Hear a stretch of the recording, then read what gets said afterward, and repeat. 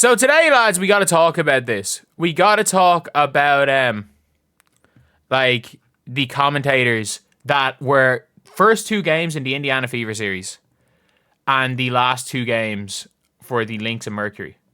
Like, they don't even hide the fact that they want the Phoenix Mercury to win these games. And people are like, oh, the commentators, you know, they're always going to have biases. I agree.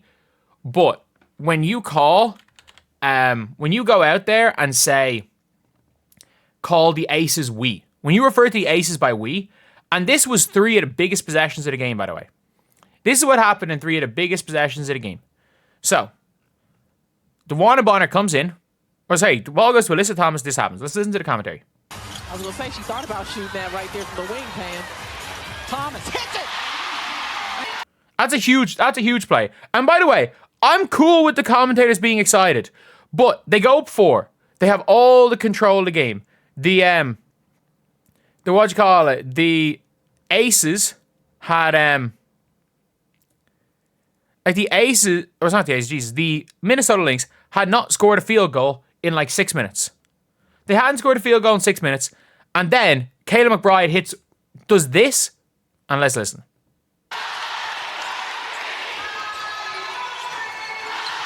Also, how is this not a foul?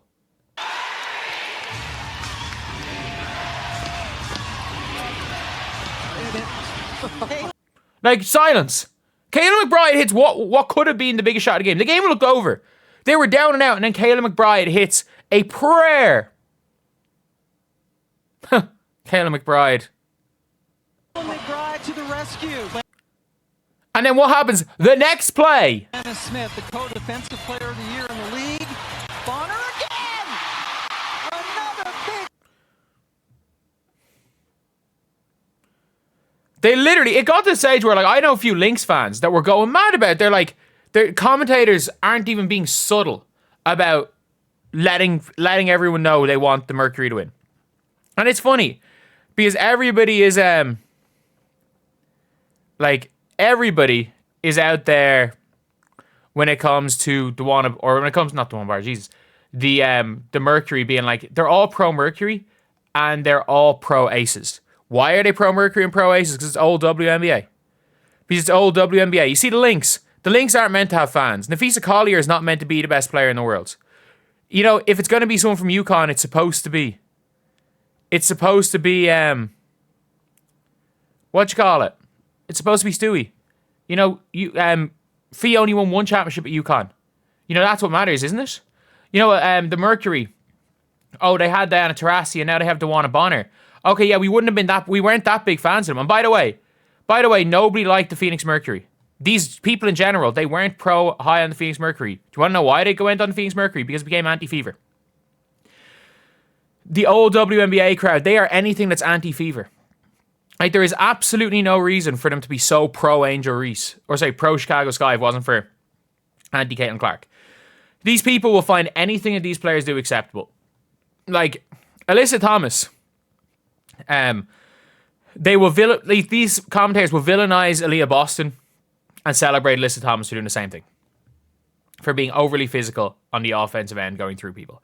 They will do the same. 2 people do the exact same thing. And it's not even subtle. It's not even something. I really hope they don't get Game 5 of the Fever game. You know what? I don't listen to I'm just going to turn off the commentary if it happens. You know what? It might actually be better for me. It might be better for me. Because, you know, maybe instead of listening to their commentary, you can go watch my stream, or you can go watch Rosie's stream, or you can go watch Venom, or you can go watch Rachel. It was a lot more fun, you know, when the Mick Talks Hoops channel was the only one doing watch parties, and, you know, that was 3,000 viewers. They were insane. It was insane last year, but it's also better because with more people there from a viewership perspective, there's more people you guys can watch. You guys can watch more people, and you guys don't have to listen to this bullshit. And I feel bad for Lynx fans because you had to listen to 2 games of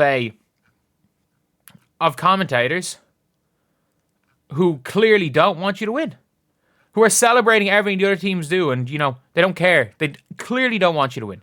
And it's not even subtle.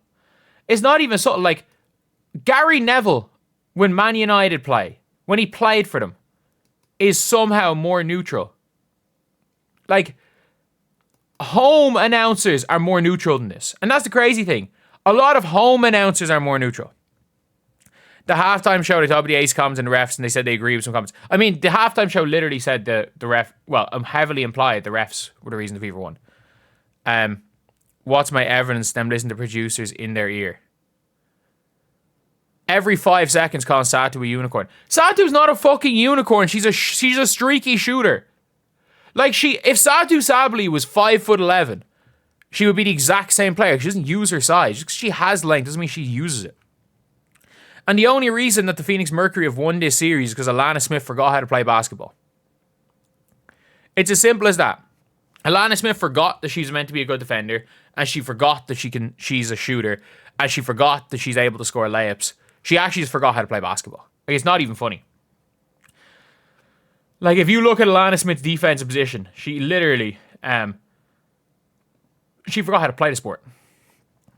But yeah, I don't even care if it's Rebecca or Ryan.